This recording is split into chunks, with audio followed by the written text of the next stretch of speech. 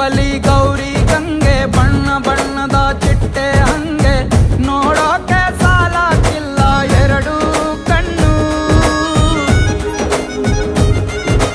ಗಂಡು ಹೈಕಳು ಬೆಪ್ಪಾಗವ್ರೆ ಬೆರಗು ಕಣ್ಣಲ್ಲಿ ನೋಡ್ತಾ ಅವ್ರೆ ದಾವಣಿಲೆ ಬೀಸುತ್ತಾರೆ ಹೆಣ್ಣೈಕಳು.